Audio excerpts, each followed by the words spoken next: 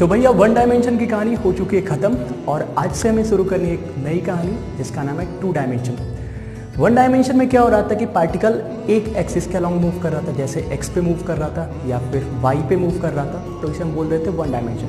अब अगर object x पे भी मूव करे, वाई पे भी मूव करे, दोनों एक साथ मूव करे तो उसे हम लोग बोलते हैं टू डायमेंशन। और टू डायमेंशन में एक बहुत स्पेशल टाइप का मोशन होता है जिसे हम लोग बोलते हैं प्रोजेक्टाइल मोशन। तो आज की क्लास से हम लोग स्टार्ट करेंगे प्रोजेक्टाइल मोशन के बारे में, और आज की क्लास में हम लोग पढ़ेंगे प्रोजेक्टाइल मोशन से जुड़े हुए कुछ टर्म्स, जैसे कि मैक्सिमम हाइट क्या होती है, रेंज क्या होता है, टाइम पीरियड क्या होता है। उसके आगे हम लोग पढ़ेंगे इक्वेशन ऑफ प्रोजेक्टाइल, एक इक्वेशन भी होती है वो भी निकालना सीखेंगे। फिर हम लोग आखिरी में बात करेंगे इंक्लाइंड प्रोजेक्टाइल के बारे में और हमारा ओवर हो जाएगा प्रोजेक्टाइल मोशन। हाय, वेलकम बैक। मैं हूं सार्थक और क्लास 11th की फिजिक्स में हमारा चैप्टर शुरू हो चुका है टू डायमेंशन। ऑलरेडी वैसे हमने वेक्टर के बारे में पढ़ चुके हैं, तो वेक्टर का यूज़ करेंगे हम लोग टू डायमेंशन मोशन में। स्टार्ट करते हैं आज की क्लास। तो आज की क्लास में सबसे पहले हम लोग समझेंगे कि होता क्या है प्रोजेक्टाइल मोशन, कुछ बहुत प्रैक्टिकल डेली लाइफ एग्जाम्पल से। हाँ भैया, ये चैप्टर होने वाला बहुत ज़रूरी एग्जाम के पॉइंट ऑफ व्यू से, मतलब प्रोजेक्टाइल का यूज़ आगे के चैप्टर्स में भी किया जाता है। ये मैकेनिक्स का एक पार्ट है जिसको आगे भी, जैसे प्रोजेक्टाइल की इक्वेशन हो गई, उसको आगे के कुछ चैप्टर्स में भी यूज़ किया जा सकता है। एग्जाम के पॉइंट ऑफ व्यू से भी काफ़ी अच्छा खासा वेटेज है इस टॉपिक का। चलो सबसे पहले हम लोग समझेंगे कि होता क्या प्रोजेक्टाइल। एक एग्जाम्पल है मेरे पास, ये ग्राउंड है, ठीक है, यहाँ पे बॉल, फुटबॉल, ये फुटबॉल है और ये गोल पोस्ट। अब यहाँ से मुझे फुटबॉल को गोल पोस्ट में डालना है, ठीक है। कॉमन जो तरीका मैं वो यूज़ कर रहा हूँ, तो मुझे पता है इस फुटबॉल को मुझे कोई भी है बंदा तो पैर से यहाँ से किक करेगा, ठीक है, बॉल कुछ ऊपर जाएगा और फिर जाके ये गोल पोस्ट में ऐसे पड़ने वाला है, ठीक है। अब यहाँ पे ऐसा मत दिमाग लगाना कि नहीं भैया मैं तो इसे नीचे से मार के यहाँ से पहुँचा दूंगा, वो भी पॉसिबल है, लेकिन अभी एक नॉर्मल जो टेंडेंसी होती है फुटबॉल को, बहुत लंबी दूरी है तो यहाँ से यहाँ बॉल को पहुँचाना, तो मैं किक करता हूँ, बॉल ऊपर जाती है और फिर आके गोल पोस्ट पे एंटर करती है। एक और एग्जांपल है, सपोज करो यही हमारी ज़मीन है, यहाँ पे कोई, हाँ यहाँ पे कोई जैसे होते हैं ना आतंकी ठिकाने, ऐसा कुछ है यहाँ पे, और एक बॉम्बर एक फ्लाइट होती है, कह सकते हो फाइटिंग प्लेन होती है, और इसको इस पे अटैक करना है, ठीक है। तो ये ऑलरेडी किसी स्पीड से, अच्छी खासी स्पीड से मूव कर रहा होता है, इसकी स्पीड 800-1000 मीटर पर सेकेंड होती है शायद, हाँ मीटर पर सेकेंड होती है। तो ये ऑलरेडी मूव कर रहा होता है, और अगर इसको यहाँ पे अटैक करना है तो ये ऐसा नहीं करता कि यहाँ जाके बॉल को गिराए, यहाँ जाके बॉम्ब को गिराए। यहाँ अगर बॉम्ब को गिराता है तो बॉम्ब यहाँ नहीं गिरेगा बल्कि और आगे जाके गिरता है, इसलिए ये काफ़ी दूर पहले ही यहाँ से बॉम्ब को गिरा देता है, ठीक है। और ये जो बॉम्ब होता है ये ऊपर नहीं जाता, ये बॉम्ब जो होता है यहाँ से चलते हुए ये आके अपने टारगेट को हिट करता है, ठीक है। ये वाला पाथ हुआ, ये वाला पाथ हुआ, या इवन मान लो मैंने किसी छत से, ये एक छत है, ठीक है, और यहाँ से मैंने किसी बॉल को ऊपर फेंका तो बॉल ऐसे कुछ जाके ऐसे मान लो जमीन पे जाके गिरी, ठीक। तो ये इतने टाइप के जो भी, ये हो गई बात, ये हो गई, ये जितने भी टाइप के केसेस हैं, इन केसेस को ही बोलते हैं हम लोग प्रोजेक्टाइल मोशन। मैंने बॉल को किसी ऐसे एंगल पे फेंका, ठीक है, जैसे इस चौक है मेरे पास, चौक को एक तो ऑप्शन है बिल्कुल ऐसे वर्टिकल में फेंका मैंने, लेकिन अगर इसी चौक को मैं, ये मोशन अंडर ग्रेविटी था, लेकिन अगर इसी चौक को मैं कुछ ज़्यादा ही ऊपर से निकल गया, फिर से करता हूँ, इसी चौक को मैं ऐसे, ठीक है, इस पाथ पे फेंकूँ, तो ये वाला जो पाथ यहाँ से लेके यहाँ तक जो पाथ है, इस टाइप के पाथ को हम लोग बोलते हैं प्रोजेक्टाइल मोशन। कोई पूछे व्हाट इज प्रोजेक्टाइल, तो आपको बोलना है कि projectile is a special case of two dimensional motion when particle travels in both direction, X direction and Y direction. क्या मैं कह रहा हूँ, इस बात को एक अच्छे से डायग्राम से समझते हैं। ये तो बात हुई एग्जाम्पल की। अब प्रोजेक्टाइल का एक बिल्कुल जो नॉर्मल कंडीशन होती है उसके बारे में बात करते हैं, और उससे जुड़े टर्म्स को समझते हैं, और ये समझते हैं कि प्रोजेक्टाइल में स्पेशल क्या हम लोग को मिलने वाला है। तो जैसे कि ये हमारा कोई ग्राउंड सरफेस है, यहाँ पे कोई बॉल है, ठीक है, बॉल है, कोई भी ऑब्जेक्ट है, और इससे मैंने इस डायरेक्शन में ऊपर की तरफ कोई वेलोसिटी दी, और यहाँ से ये कुछ एक्सिस से कुछ थीटा डिग्री बना रहा था, ठीक है। अब बॉल को जब मैंने फेंका तो ये ऊपर गया, फिर जाके यहाँ पे कुछ दूरी पे गिरा, ठीक है। तो ये जो इसका पाथ है इसे बोलते हैं हम लोग पाथ ऑफ प्रोजेक्टाइल, ठीक। इस टाइप का मोशन, ये जमीन है, ये आसमान है, नहीं ये जमीन है, यहाँ पे आसमान है, ये इसको मैं अगर बोलूँ ये एक्स एक्सिस और ये वाई एक्सिस। तो यहाँ पे एक्स और वाई में पार्टिकल चल रहा है, यहाँ से फेंका तो बॉल ऊपर गई और फिर आके कुछ दूर जाके गिरी। सबसे पहले इसमें समझ लेते हैं कौन कौन से टर्म्स हम लोग को समझने हैं। ये जमीन से सबसे ज़्यादा ऊपर इस पॉइंट पे, तो ये जो हाइट होती है इसे बोलते हैं हम लोग मैक्सिमम हाइट। इसे क्या बोलते हैं हम लोग? Maximum height. जहाँ से फेंका जमीन पे कितनी ज़्यादा दूर जाके गिरा, इस चीज़ को बोलते हैं हम लोग रेंज। एक्स डायरेक्शन में जो गिरा रेंज, वाई डायरेक्शन में जो ऊपर गया वो मैक्सिमम हाइट। यहाँ से लेके जहाँ से स्टार्ट किया था और जहाँ पे गिरा, ठीक है, यहाँ पे कुछ गिरने वाला है, यहाँ से यहाँ तक जो टाइम लगा उसके लिए हम लोग बोलते हैं time period. Time period class 11th में ये सब चीज़ें, इसकी डेफिनेशन पूछी जाती है कि रेंज क्या होता है, मैक्सिमम हाइट क्या होता है, टाइम पीरियड क्या होता है। आपको ये बात समझ में आनी चाहिए कि एक्चुअल में है क्या, कैसे, और अब आप इसकी डेफिनेशन बना सकते हो। आप इतने समझदार हो कि इसकी डेफिनेशन बना सकते हो, ठीक है।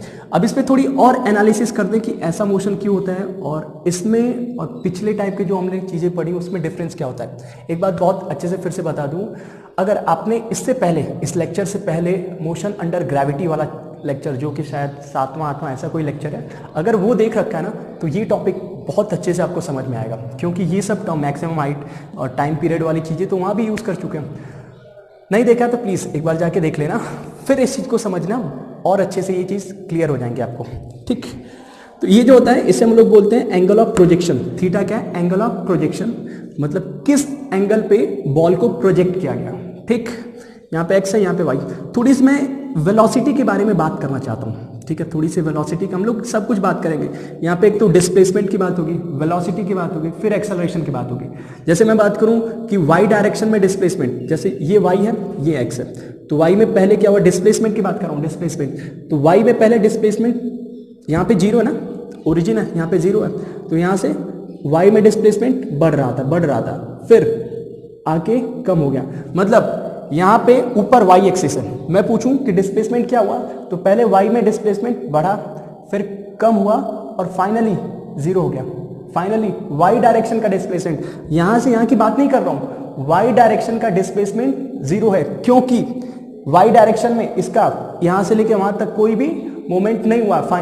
इसको और इसको फाइनली देखा जाए तो वाई डायरेक्शन में कोई भी इसका डिस्प्लेसमेंट नहीं है। एक्स की बात कर लो, एक्स में आगे की तरफ यहाँ से चला, आगे बढ़ के यहाँ पे पहुंचा, तो यहाँ से लेके यहाँ तक एक्स में डिस्प्लेस हुआ है, एक्स में डिस्प्लेस हुआ है। बात हो गई डिस्प्लेसमेंट की। वेलोसिटी की बात करने, तो यहाँ पे देखो वेक्टर में अभी हमने पढ़ा कि जो थीटा होता है उसके कंपोनेंट लिए जाते हैं। थीटा होता है तो जिस एक्सिस के तरफ होता है उधर, अगर जैसे मान लो इसको मैंने कुछ यू स्पीड से फेंका, ठीक है, तो एंगल के तरफ वाला होता है यू कॉस थीटा, पता ना, एंगल के तरफ वाला यू कॉस थीटा, और एंगल के परपेंडिकुलर वाला ये क्या मिलता है? Sine theta, you sine theta. Initial x में और ये वाई में। अब थोड़ा ऊपर जाते हैं, तो मुझे पता है कि वाई में ना ये ऊपर जाएगा तो स्लो होगा, वाई में ऊपर स्लो होगा, और एक्स में क्या होगा वो भी बात करेंगे। वेलोसिटी इनिशियल, ये बात हुई। एक्सेलरेशन की बात करने से पहले हमें समझना पड़ेगा फोर्स के लिए। मुझे पता है कि जब कभी भी कोई मोशन अंडर ग्रेविटी होता है तो हमेशा नीचे की तरफ लगता है एक्सेलरेशन ड्यू टू ग्रेविटी। कोई भी ऑब्जेक्ट जैसे इसको ये ऊपर जाएगा तो पृथ्वी, धरती अपनी तरफ इसे खींचने की कोशिश करेगी, ये बात है। तो यहाँ पे जब यू साइन थीटा, वाई वाली स्पीड ना यहाँ से जब ऊपर जाएगा तो कम होती जाएगी, जब ये यहाँ से ऊपर जा रहा है तो कम होती जाएगी, और यहाँ पे वाई वाली स्पीड जीरो होगी, फिर यहाँ पे वाई वाली स्पीड नीचे की तरफ बढ़ेगी। एज सच एक्स डायरेक्शन में कोई फोर्स नहीं है, एक्स डायरेक्शन में कोई फोर्स नहीं है, तो एक्स डायरेक्शन में एक्सेलरेशन होता है जीरो। क्यों? क्योंकि कोई फोर्स नहीं है एक्स डायरेक्शन में, इसलिए एक्सेलरेशन होता है जीरो। अब जब कभी एक्सेलरेशन जीरो है ना, तो जो भी हमारी वेलोसिटी होती है वो होती है कांस्टेंट। तो यहाँ की जो यू कॉस थीटा है वो एक्स डायरेक्शन में कांस्टेंट रहेगी, उसके साथ कोई चेंज नहीं होने वाला। तो थोड़ा सा मैं वेलोसिटी को यहाँ पे बनाना चाहूँ ना, तो जैसे देखो यू साइन थीटा, तो यहाँ पे थोड़ा कम हो जाएगा, यहाँ पे इतना बड़ा है तो यहाँ पे थोड़ा कम, थोड़ा और ऊपर गया तो और कम होगा, फिर यहाँ पे पहुँचा तो लगभग जीरो हो गया वाई डायरेक्शन में। फिर थोड़ा नीचे आया, थोड़ा सा बढ़ा नीचे की तरफ, और नीचे आया थोड़ा और बढ़ा, और नीचे आएगा थोड़ा और बढ़ेगा, और नीचे आएगा तो थोड़ा और ज़्यादा बढ़ जाएगा। मतलब जितने से गया था उतने से ही आता है, वाई डायरेक्शन। एक्स में जितना यहाँ पे उतना ही यहाँ पे, उतना ही यहाँ पे, उतना ही यहाँ पे, यहाँ पे भी उतना, यहाँ पे भी उतना ही, यहाँ पे भी उतना ही, और यहाँ पे भी उतना ही। ये u cos थीटा से गया था तो u cos थीटा हर जगह, यहाँ भी u cos थीटा, यहाँ भी u cos थीटा, यहाँ भी हर जगह u cos थीटा है। लेकिन u sin थीटा यहाँ से गया तो यहाँ पे तो जीरो हुआ है, और फिर यहाँ पे आके वापस से u sin थीटा हो गया। अगर आपको दिमाग में आ रहा है ना कि ये u sin थीटा ही क्यों हो गया, तो इसका प्रूफ भी आता है। हम लोग बाद में चल के ये इस बात को प्रूफ भी कर सकते हैं कि ये u sin थीटा ही आएगा। ठीक है, हमने डिस्प्लेसमेंट की बात की, वेलोसिटी की बात की, और एक्सेलरेशन की बात की कि x में कोई एक्सेलरेशन नहीं होगा, y में एक्सेलरेशन होगा हमेशा नीचे की तरफ, और ये कोई और नहीं बल्कि ग्रेविटी ही है। तो और इस वेलोसिटी y में पहले यहाँ से कम होके जीरो होगी, फिर जीरो से बढ़ के वापस आ जाएगी। x में कोई फर्क नहीं पड़ेगा। अब अगला स्टेप और सबसे जरूरी स्टेप, जब कभी भी हम लोग प्रोजेक्टाइल के कोई भी क्वेश्चन सॉल्व करेंगे ना, तो मैं पर्सनली एक चीज फॉलो करता हूं, मैं हमेशा x कंपोनेंट और y कंपोनेंट में ब्रेक कर लेता हूं। ठीक है, x डायरेक्शन में, y डायरेक्शन में ब्रेक करके फिर क्वेश्चन को सॉल्व करते हैं। कितना भी बड़ा न्यूमेरिकल हो, कोई भी बड़ी प्रॉब्लम हो, कोई प्रूफ करना हो आपको, सारे डेरिवेशंस भी यहीं से हो जाते हैं। आपको सिंपली क्या करना है, x में ब्रेक करो, y में ब्रेक करो, और प्रॉब्लम आपकी हो जाती है सॉल्व। वही तरीका फॉलो करेंगे, नहीं तो यहाँ पे इस चैप्टर में बहुत सारे फॉर्मूले मिल जाएंगे आपको। टाइम पीरियड का अलग, मैक्सिमम हाइट का अलग, रेंज का अलग, फिर आगे चल के प्रोजेक्टाइल के इक्वेशन, ऊपर से अगर इंक्लाइंड आ गया तो और सारे फॉर्मूले। तो इतने फॉर्मूले कुछ तो याद कर सकते हो अगर आप, तो कर लेना। लेकिन जो तरीका मैं बता रहा हूँ वहाँ से आपके दिमाग में मैपिंग होगी कि फॉर्मूला आता कैसे है, और वो चीज़ जानना फिजिक्स में सबसे ज़्यादा जरूरी है। तो मैंने बताया कि मैं सबसे पहला काम क्या करने वाला, इसको ठीक है चलेगा, मैं पहला काम करने वाला हूँ कि y डायरेक्शन और x डायरेक्शन में इसको ब्रेक करने वाला हूँ। ठीक है, और मैं देखने वाला हूँ कि मेरे पास क्या क्या इंफॉर्मेशन है। y डायरेक्शन और x डायरेक्शन में ब्रेक करने वाला, थोड़ा मैं साइड में करूँ क्योंकि आगे मुझे डेरिवेशन भी करना है। हाँ, यहाँ पे मैं y डायरेक्शन और यहाँ पे x डायरेक्शन में ब्रेक करने वाला हूँ। ठीक है, अगर मैं पूछूँ y डायरेक्शन का एक्सेलरेशन कितना है, तो इसकी वैल्यू है g माइनस, हमेशा नीचे की तरफ। x डायरेक्शन में एक्सेलरेशन जीरो, सही बात। इनिशियल स्पीड क्या है y डायरेक्शन की, तो है u sin theta, very good. और इनिशियल स्पीड x डायरेक्शन में वो है u cos थीटा। ठीक, अब अगर इनिशियल स्पीड और अगर यहां से यहां तक गया, तो जो टाइम x में लगता है वही टाइम y में लगता है, और इसको t मान लेते हैं। x में और y में सेम टाइम लगता है, और इसको कोई t टाइम मान लेते हैं। ठीक है, बाकी वेलोसिटी हर एक पॉइंट पे y में बदलेगी, x में तो नहीं बदलेगी। अब इतनी सी बात से मैं बाकी चीजें प्रूव कर सकता हूँ, सिर्फ इतनी सी बात से मैं आगे की चीजें प्रूव कर सकता हूँ। सबसे पहले मैं प्रूव करके दिखाना चाहूंगा कि ये वाली मैक्सिमम हाइट कैसे निकालते हैं। एच मैक्स का कैलकुलेशन करने जा रहे हैं हम लोग, एच मैक्स का डेरिवेशन। ठीक है, पहली बात, एच मैक्स किस डायरेक्शन में है, यहां से यहां तक y डायरेक्शन में। किस डायरेक्शन में, y डायरेक्शन में, मतलब y डायरेक्शन का आपको करना है यूज, y डायरेक्शन का आपको करना है यूज। यहाँ पे इनिशियल स्पीड थी और यहाँ पे जाके फाइनल क्या हो गई, जीरो। तो एच मैक्स निकालने के लिए आपको क्लिक करना चाहिए कि यहाँ पे v y डायरेक्शन का फाइनल स्पीड होगा जीरो। ठीक है, अगर ये बात आपको समझ में आ गई तो एच मैक्स कैलकुलेट कर लोगे। क्या करना है आगे, आपको ये पता है फाइनल स्पीड, इनिशियल कितना, इनिशियल कितना ये पता है, और एक्सेलरेशन पता है। आपके पास फाइनल स्पीड पता है, इनिशियल स्पीड पता है, एक्सेलरेशन पता है, आपको क्या कैलकुलेट करना है, एस यानी डिस्प्लेसमेंट, और इसी को तो हम लोग बोल रहे हैं एच मैक्स, इसी को हम लोग बोल रहे हैं एच मैक्स। कौन सा फॉर्मूला, इक्वेशन ऑफ मोशन ही यूज करना है। तीसरा formula v square equals to u square plus 2as, values put करो। फाइनल स्पीड तो है जीरो, इनिशियल क्या u साइन थीटा इसका स्क्वायर प्लस 2a की जगह माइनस g, और s की जगह रखेंगे h मैक्स। सॉल्व करो तो h मैक्स की वैल्यू कुछ आती है u square sine square theta upon 2g। क्या मिला मुझे, h मैक्स की value u square sine square theta upon 2g। इतनी सी छोटी सी बात है बस डेरिवेशन में। आपको पॉइंट क्या दिमाग में नोट करना है कि मुझे h मैक्स के लिए दिख रहा है कि ये y में चलना है, y में चलेंगे, और इस पॉइंट पे, टॉप पॉइंट पे क्या जीरो हो रहा है? वाई डायरेक्शन की वेलोसिटी, इसी चीज का फायदा उठा लेना आपको। वाई डायरेक्शन की वेलोसिटी आपको इनिशियल पता था, एक्सेलरेशन पता था, थर्ड फॉर्मूला यूज किया तो ये मिल गया एच मैक्स का। चाहो तो याद कर सकते हो, लेकिन कब तक याद रखोगे इस बात को? एच मैक्स को हमने सीख लिया कि एच मैक्स कैसे कैलकुलेट करेंगे। दूसरी बात, क्या मुझे बता सकते हो कि टाइम पीरियड कैसे कैलकुलेट करते हैं? टाइम पीरियड कैसे कैलकुलेट करते हैं? दो तरीके हैं वैसे तो मेरे पास, दोनों बता देता हूं, लेकिन यूज तो एक ही करेंगे। टाइम पीरियड एक तो यहां से लेके यहां तक का जाने का टाइम पीरियड है, ये बात समझ में आती है। और दूसरी बात, दूसरा जो तरीका होगा, ये मोशन इतना सिमेट्रिकल है ना कि जितना टाइम यहां से यहां जाने का लगता है उतना टाइम यहां से यहां तक का लगता है। आधा टाइम इधर। तो अगर यहां से यहां तक का टाइम कैलकुलेट कर लिया, उसका 2 गुना कर दोगे तो पूरा टाइम मिल जाएगा। अब इस बात पे भरोसा नहीं हो रहा है तो इस बात को हम लोग प्रूव भी कर सकते हैं, ठीक है। वैसे मैं सबसे पहले यहां से लेके यहां तक की बात कर लें। तो यहां से लेके यहां तक की बात करो तो इसमें आपको सोचना पड़ेगा कि इसमें ऐसा कौन सा चीज मैं यूज करूं कि मेरा रिजल्ट आ जाए। बाकी ये बेसिक चीजें आपको इंफॉर्मेशन पता है, ठीक। तो मैं हिंट देता हूं, यहां से यहां तक पहुंचने में अभी भी आपको वाई डायरेक्शन में यूज करना है। तो एक चीज जीरो होगी, यहां से यहां तक पहुंचने में एक चीज जीरो होगी जिसके बारे में मैंने शुरू में ही बात की थी, और वो है displacement along Y direction is zero. क्योंकि यहां से यहां तक पहुंचा, ये वाई एक्सिस पे इसका कोई भी डिस्प्लेसमेंट नहीं है, तो ये फैक्टर अगर यूज करो आपको डिस्प्लेसमेंट जीरो मिल गया, एक्सेलरेशन पता है, इनिशियल स्पीड पता है, और टाइम निकालना है। कौन सा फॉर्मूला? सेकंड फॉर्मूला सुटेबल होगा। Formula s equals to u t plus half a t square. Values put करो, एस की वैल्यू 0, यू की वैल्यू कितनी है?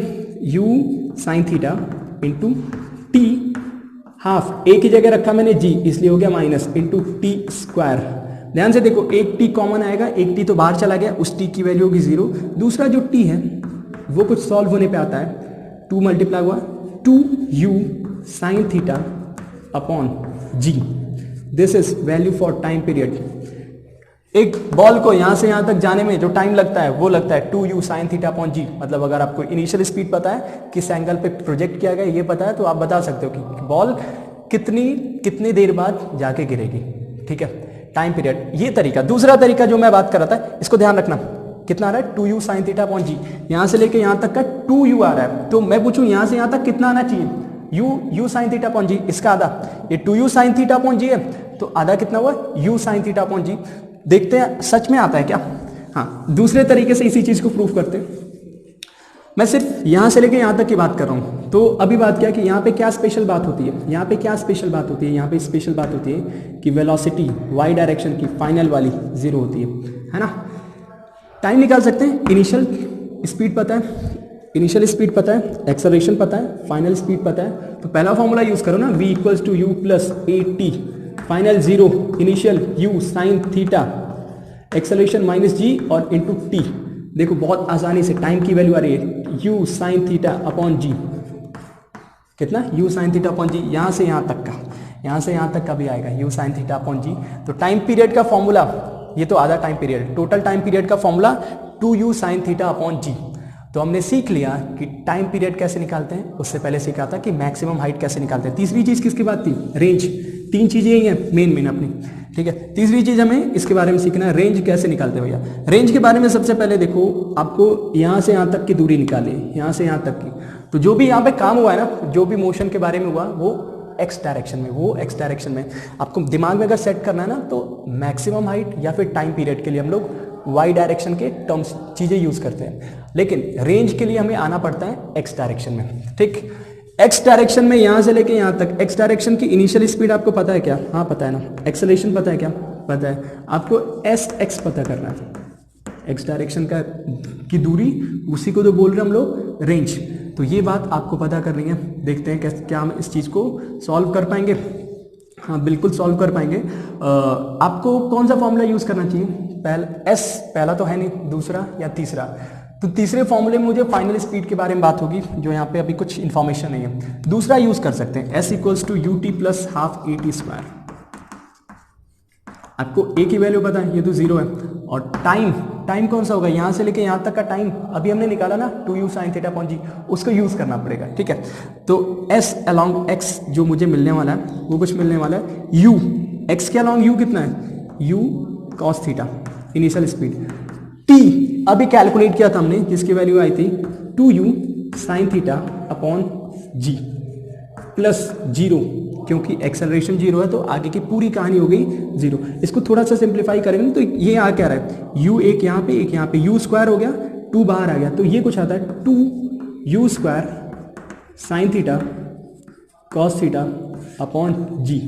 ये अपना टाइम पीरियड, सॉरी ये अपना range 2u square sine theta cos theta upon जी।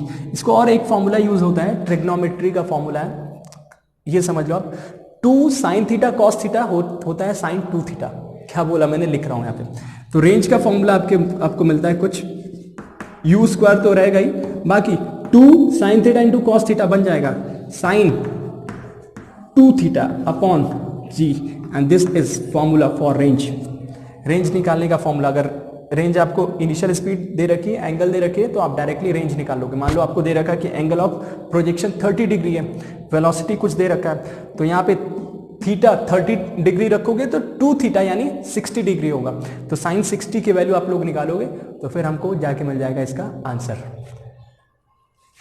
आसान था, ठीक है, आसान था। ये बहुत बेसिक सी बातें थी। होपफुली ये चीजें समझ में आ गई। अब इस चीज को और समझने के लिए देखो, आपके पास maximum height, range, time period का फॉर्मूला है, तो आप शायद बहुत सारे सवाल कर सकते हो। लेकिन अगर ये जो बेसिक तरीका ना, इसको फॉलो करते हो तो आप किसी भी बड़ी प्रॉब्लम में भी फंसोगे नहीं। एक एग्जांपल मैं आपको करा के दिखाऊंगा और एक एग्जांपल दूंगा जो आपको खुद से करना होगा और उसका आंसर मुझे बताना होगा कमेंट बॉक्स में। चलो अगली चीज, एक एग्जाम्पल लेते हैं हम लोग। यहाँ पे कोई बॉल है और इसको मैंने 30 मीटर पर सेकेंड से फेंका है। इनिशियल स्पीड कितनी थी, 30 मीटर पर सेकेंड, और कुछ एंगल था 45, हाँ अच्छा एंगल है 45 पे, तो ये गया ऐसे कुछ। आपको बताना भैया कि कितना ऊपर गया, ठीक है। क्या पूछ लिया आपसे, देखो आपसे पूछ रहा है बताओ एच मैक्स कितना होगा इसमें, टाइम पीरियड कितना होगा, फिर पूछेगा आर फॉर रेंज कितना होगा। अगर आपको फॉर्मूले बताएं इनके तो आप डायरेक्टली फॉर्मूले में पुट करो, आंसर मिल जाएगा। लेकिन अगर फॉर्मूला इनकेस भूल गया, ठीक है, तो क्या करोगे, सिंपल स्टेप्स बता रहा हूं। देखो इस प्रॉब्लम को फॉर्मूले से भी कर सकते हैं, बिना फॉर्मूले के भी बहुत आसानी से किया जा सकता है। देखो कैसे, यहाँ पे इनिशियल की बात करें, ये हमारा होगा x, ये होगा हमारा y। x डायरेक्शन की स्पीड 30 cos 45, 30 cos 45 की वैल्यू 30/√2। यहाँ पे 30 sin 45, इसकी वैल्यू भी 30/√2। इनिशियल स्पीड पता चल गई, एक्सेलरेशन है नीचे की तरफ g और x डायरेक्शन में 0। तो देखो मुझे y में क्या पता, y डायरेक्शन में क्या चीज़ें इन्फॉर्मेशन है और x डायरेक्शन में क्या इन्फॉर्मेशन है, जल्दी से लिख लेता हूँ मैं। तो y डायरेक्शन में एक्सेलरेशन होता है -g के बराबर, x में होता है 0 के बराबर, ठीक है। इनिशियल स्पीड अलॉन्ग y दे रखा है 30√2, इसको मैं लिख सकता हूँ 15√2। सेम चीज़ x में जो है इसकी भी वैल्यू सेम है 15√2 मीटर पर सेकेंड, ठीक है। मुझे पता जितना टाइम x में चलने में लगता है उतना टाइम y में भी चलने में लगता है। तो सबसे पहली बात, अगर आपको h max कैलकुलेट करना है, सेम चीज यहाँ पे मिलेगा h max क्या 0 है, फाइनल स्पीड y डायरेक्शन की 0, ये यूज करना है। फाइनल पता है, इनिशियल पता है, एक्सेलरेशन पता है, आपको यूज करना है v² u² 2as। Third formula ये वाली बात यूज करें, v² u² 2as along y direction, ये तो 0 है, इसकी वैल्यू है 15√2 का स्क्वायर, 2 a की वैल्यू g यानी -10 और s तो है हमारा h max। तो h max की वैल्यू कुछ मिलती है हमें यहाँ पे 15√2 का होल स्क्वायर। तो देखो इसे सिंप्लीफाई करने का तरीका क्या है, 15 × 15 कर लो और √2 का हो गया 2, नीचे आया 2 × 10, तो ये कुछ एक 2 से ये 2 गया 2 और 3, this all comes out to be 45/2 metres. क्या है 45/2 यानी 22.5 मीटर तो ऊपर गया था, मैक्सिमम हाइट है 22.5। अगली चीज क्या बता सकते हैं हम लोग, टाइम पीरियड बता सकते हैं। बिल्कुल टाइम पीरियड के लिए मैं ये यूज कर रहा हूँ, यहाँ से लेके यहाँ तक का, ठीक। तो मुझे पता है कि फाइनल स्पीड 0, ये यूज करना है। मैं यूज कर रहा हूँ v = u + at, ये 0 है, इसकी वैल्यू 15√2 और a की वैल्यू -10 और टाइम बताना। तो t comes out to be 15√2/10, तो ये कुछ आता है 3√2/2। है ना, इसको बोल सकते हो आप लोग 3/√2 सेकेंड्स। लेकिन ये यहाँ से यहाँ तक का टाइम है, टोटल टाइम कितना हुआ 2t which is 3√2 seconds. This is our time period, यहाँ से यहाँ तक का जाने का टाइम पीरियड। अगली बात क्या हम लोग बता सकते हैं, अगली बात हम लोग बता सकते हैं रेंज के बारे में। एक मिनट अगली बात हम लोग बता सकते हैं रेंज के बारे में, और रेंज के बारे में मैंने आपको बताया था। टाइम मिल गया ना, टाइम कितना है 3√2, उसको याद रखना। रेंज बताना है तो रेंज के लिए आपको चलना पड़ता है एक्स डायरेक्शन में, फॉर्मूला यूज करना पड़ता है एक्स डायरेक्शन में, यहाँ से यहाँ तक एक्स डायरेक्शन में यहाँ से यहाँ तक फॉर्मूला यूज करना पड़ता है, S=UT plus half AT²। S along x, you की वैल्यू होती है कितनी 15√2, टाइम कितना आया था 3√2 और एक्सेलरेशन है 0, तो ये कुछ आता है 45 × 2 90। भैया यहाँ से लेके यहाँ तक 90 मीटर दूर जाके गिरा, 22.5 मीटर ऊपर गया था, और यहाँ से यहाँ तक आने में समय लगा था 3√2। ये बिना फॉर्मूले के, ये स्टेप्स मैंने ये स्टेप आपको इसलिए करके दिखाया ना कि अगर आप लोग मेरे साथ ये स्टेप्स फॉलो कर रहे थे, इन स्टेप्स को सीखा, तो आप प्रोजेक्टाइल की बड़ी बड़ी प्रॉब्लम्स को बहुत आसानी से कर सकते हो। क्योंकि ये जो फॉर्मूले हैं कुछ जगह पे तो काम आ जाएंगे, लेकिन जो अच्छे प्रॉब्लम्स होते हैं वहाँ पे ये फॉर्मूले डायरेक्ट नहीं काम आते हैं, वहाँ पे हमें करना पड़ता है मॉडिफाई। आपको बस समझना है कि कंडीशन कौन सी लगनी है, ठीक है, कहाँ पे वेलोसिटी जीरो करना है, कहाँ पे डिस्प्लेसमेंट जीरो करना है, ये सब बातें। बाकी एक्स में और वाई में कंपोनेंट करके किसी भी क्वेश्चंस को करोगे तो बहुत आसानी से सॉल्व हो जाएगा, ठीक है। इस पे हाँ आपकी बारी, आपको भी क्वेश्चन देना था मुझे, तो वो क्वेश्चन बेटर होगा। देखो फॉर्मूले से करोगे तो डायरेक्ट आंसर आ जाएगा, फॉर्मूले से करोगे तो डायरेक्ट आंसर आ जाएगा, लेकिन अगर इस तरीके से जो मैंने बताया खुद से प्रैक्टिस के लिए दे रहा हूँ, अगर इसको फॉलो किए तो ये वाला जो भी पार्ट मैंने आज के लेक्चर में समझाया ये बहुत क्रिस्टल क्लियर हो जाएगा और दिमाग में हमेशा के लिए सेट हो जाएगा। क्या करना आपको कि बॉल बॉल है, यहाँ पे मास का कोई रोल नहीं होता है, बॉल हल्का हो भारी हो वेलोसिटी से, अभी प्रोजेक्टाइल में इसके मास का कोई रोल नहीं होता। इस बार पिछली बार 60 था, इस बार 30 डिग्री है, ठीक है। 30 डिग्री पे फेंका, स्पीड थोड़ा बढ़ा देते हैं 40 मीटर पर सेकेंड। आप आंसर देना मुझे कितना ऊपर गया, यही चीज़ें, maximum height, time period, range कहाँ देना है, कमेंट करके मुझे मैसेज में कमेंट करके बताना कि सर इसका आंसर ये है कुछ, ठीक है, जितने लोग भी सॉल्व कर रहे हैं। ओके, ये रही आसान सी बात प्रोजेक्टाइल के बारे में, ठीक है। ये बहुत बेसिक सी बातें हो गई। अब देखो इस प्रोजेक्टाइल में ना कुछ एक बहुत स्पेशल चीज़ें मैं आपको समझा देता हूँ। थीटा की डिपेंडेंसी, थीटा का रोल क्या होता है ये बात हम लोग समझते हैं। जैसे मुझे पता है कि कोई भी नॉर्मल है, अगर ये थीटा कोई नॉर्मल था तो ये बॉल ऐसे जाके ऐसे दूर जाती है, ठीक है। अब मैं सोच रहा हूँ इस थीटा को थोड़ा बढ़ाया जाए, घटाया जाए, देखा जाए कि किन चीज़ों पे क्या फर्क पड़ रहा है ना। अगर मैं थीटा को इंक्रीज करता हूँ, ठीक है, थीटा को इंक्रीज करता हूँ तो कुछ बॉल मान लो यहाँ पे कर दिया, थोड़ा बड़ा करके यहाँ पे कर दिया, तो होगा क्या, बॉल जाएगी और ऊपर जाएगी ना, यहाँ से जा रही थी ये बॉल और ऊपर जाएगी, लेकिन पहले गिर जाएगी, फील कर सकते हो।